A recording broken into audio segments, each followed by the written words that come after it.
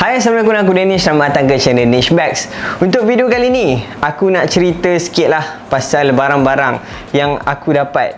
Kalau sebelum ni aku dah cerita pasal cycling ceramic, punya unboxing, installation, first impression aku tentang dia punya build quality apa semua. Untuk video kali ni, aku tetap juga nak cerita pasal cycling ceramic ni. So, aku kali ni nak cerita pasal dia punya long term experience lah, ataupun aku boleh kata aku punya pengalaman aku gunalah, sebab aku dah guna ni daripada bulan 8 tahun lepas. Cuma kali ni baru aku sempat lah untuk buat review sebab aku agak busy lah tahun lepas. So untuk video kali ni kita nak cerita pasal long term review dan berbaloi ke tak sebenarnya untuk kita pakai barang-barang daripada cycling ceramic ni. Ok, tapi apa-apa sekali aku mestilah nak cakap terima kasih kepada kita punya sponsor untuk video kali ni, iaitu Funspot. Terima kasih sebab bagi aku peluang untuk test ketiga-tiga barang ni. Dan kalau korang berminat untuk nak beli produk-produk cycling ceramic, korang boleh pergi dekat website Funspot. Aku akan letak dekat bawah ni, aku akan letak link dekat description juga. So kalau korang berminat, korang nak usah ke, korang nak tengok ke, korang nak test ke, korang nak sentuh ke, korang nak pandang ke, yes, korang boleh pergi dekat website dia, korang boleh check harga apa semua. Kalau korang ada rezeki, korang berminat, korang boleh beli. Jadi aku nak buat disclaimer, aku sebenarnya bukanlah pro rider, aku bukan pro mekanik, aku sebenarnya orang biasa sahaja dalam industri basikal ni. Aku cuma sebagai orang-orang biasa, antara kita ni pun kebiasaannya memang orang biasa. Jadi keperluan aku dengan keperluan pro rider memang beza lah. Jadi ada antara kita ni yang kita suka je naik basikal, kita suka, tapi kita bukannya secara kompetitif. Jadi keperluan diorang beza, keperluan kita berbeza. Jadi aku nak bagi pendapat sebagai orang biasa lah. Mungkin kalau pro rider pandangan dia lain, ataupun pro mekanik pandangan dia lain, tapi untuk orang biasa macam aku, pandangan kita lain lah. Jadi aku nak share. Kalau korang rasa macam tak puas hati dengan aku punya review, korang nak cakap apa-apa kat bawah, korang boleh cakap lah, tapi gunakanlah bahasa yang baik. Sebab last time aku buat video pasal oversize pulley wheel ni, memang ramai orang tak puas hati lah dengan aku. Padahal itu pendapat peribadi aku lah. So aku minta maaf banyak lah kalau video ni akan menyinggung perasaan semua. Aku tak nak cerita banyak lagi. So kita nak cerita terus kepada produk-produk ni lah. Jadi yang first kali, of course aku nak cerita pasal dia punya main character lah dalam banyak-banyak produk ni lah. So aku ada 3 benda, iaitu aku ada oversize pulley wheel system, lepas tu aku juga ada bottom bracket, aku juga ada racing chain Shimano. So ketiga-tiga produk ni adalah daripada cycling ceramic lah. Kalau kita nak tengok dia punya main character dia, mestilah oversize derailleur cage ni, ataupun oversize pulley wheel lah. Kalau cycling ceramic dia panggil oversize derailleur cage. Kalau kita nak tengok dia punya build quality, memang aku sangat-sangat puas hati lah. Dia punya build quality memang sangat-sangat precise, tak ada cacat celah lah.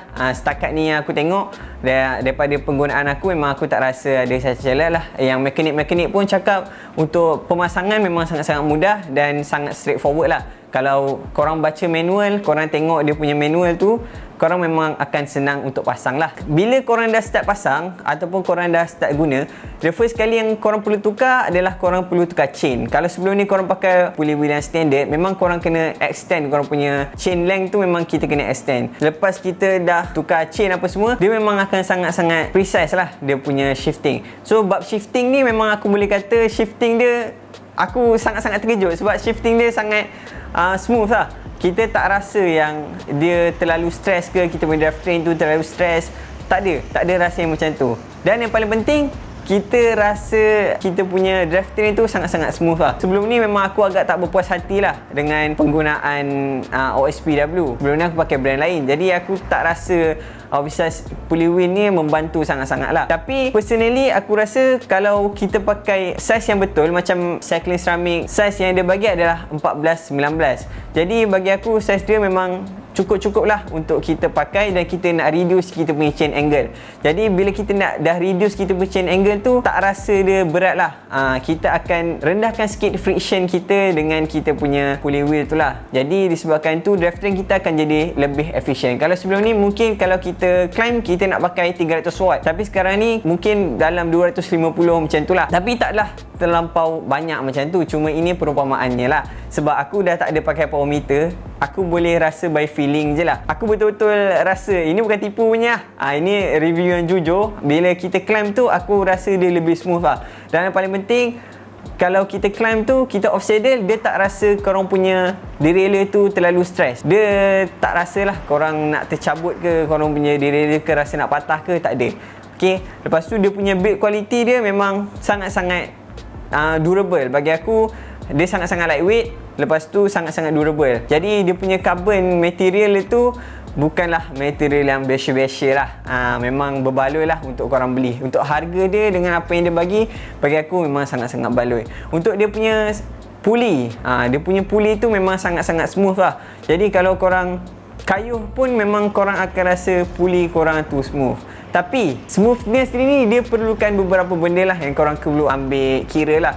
Aku akan cerita lepas ni. Lepas tu bab dia punya bottom bracket lah. Bottom bracket ni bagi aku, kalau kita pakai bottom bracket seramik ataupun kita pakai bearing seramik dekat bottom bracket, semestinya dia akan lebih smooth lah. Cumanya perbezaan smoothness dia tu memang tak terlampau ketara lah daripada kita pakai steel bearing.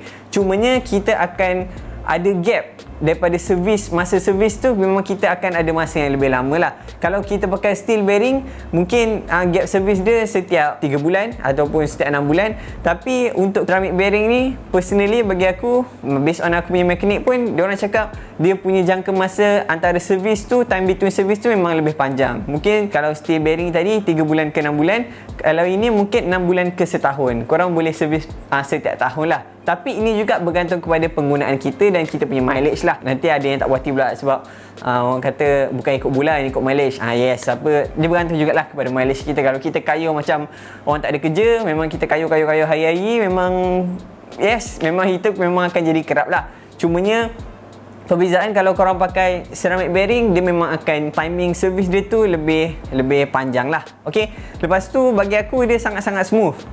Yang paling penting dia sangat-sangat smooth. Sebelum ni aku pakai juga ceramic bearing, tapi kalau aku compare dengan aku pakai cycling ceramic punya ni, dia punya perbezaan tu memang agak ketara lah. Dia memang lebih smooth lah. Especially kalau korang dah tukar semua benda. Contohnya macam aku dah pakai oversize derailleur cage, aku dah pakai OSPW, lepas tu aku dah pakai BB juga. Lepas tu aku pun pakai rantai daripada cycling ceramic juga. So dengan combination ni barulah korang akan dapat rasa yang oh, aku punya drive train ni sangat-sangat efisien. Kalau korang tukar puli saja ataupun korang tukar BB saja, korang mungkin tak dapat rasa macam aku rasa lah. Tapi disebabkan aku tukar semua, aku dapat tukar BB, aku dapat tukar oversize pulley, aku dapat tukar chain. So aku dapat rasa lah dia punya watt saving tu secara total.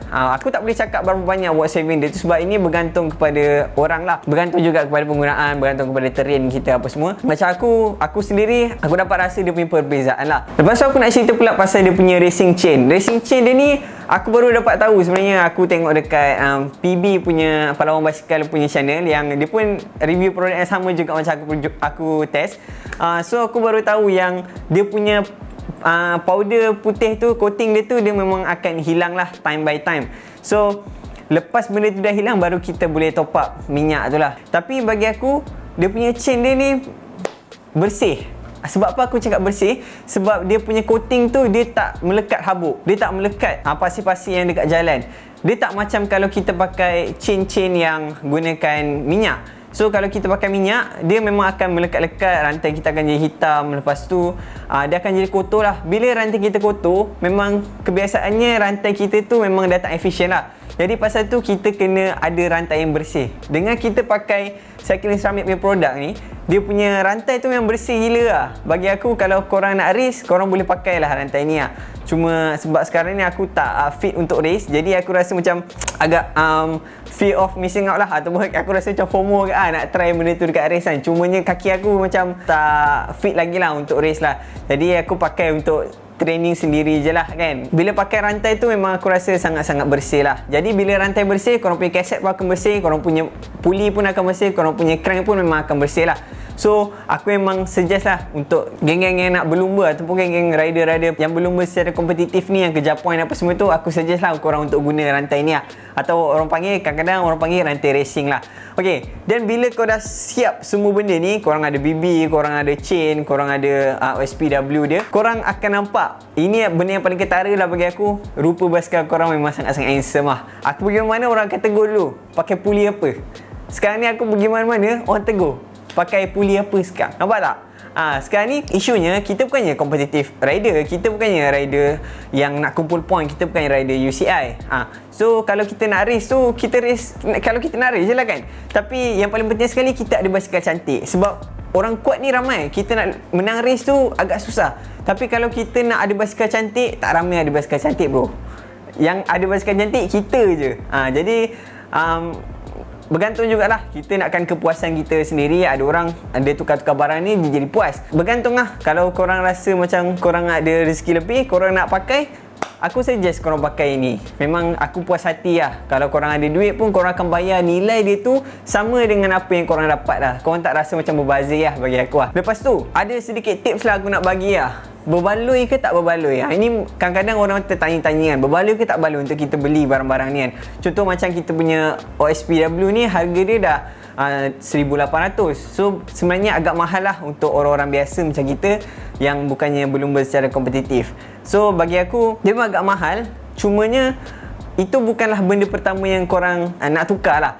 Bagi aku, oversize pullover ni adalah benda terakhir sekali. Bila korang semua benda korang dah tukar. Contohnya korang dah tukar tayar, korang dah tukar wheel set, korang dah tukar frame set, korang dah dapatkan setup yang korang nak, dan benda last kali yang korang tukar adalah OSPW. Ini adalah benda yang korang last kali tukar bila korang tak ada benda nak upgrade. Sebab bagi aku, benda ni sumbangan ni tak terlampau besar kepada kita punya watt saving tu. Bagi aku, kalau kita nak watt saving yang lebih baik, kita tukar tayar, kita tukar wheel set, itu akan hasilkan watt saving yang lebih baik dan kita akan rasa lebih laju lah. Kalau kita tukar benda-benda macam tu. Tapi kalau korang nak laju, korang tukar OSPW, bagi aku macam tak berbaloi. So tips dia, kalau korang nak beli OSPW ni, korang tukar semua benda dulu, baru korang tukar OSPW. So bagi aku, bila dia berbaloi tu, bila itu adalah benda last sekali korang tukar lah. Korang tukar awal-awal, memang korang takkan rasa apa perbezaan dia. Ini tukar OSPW, rantai masih rantai kotor. Lepas tu tayar masih tayar yang biasa-biasa, tayar yang tipe air rendah-rendah. Memang korang takkan rasa lah perbezaan dia kan.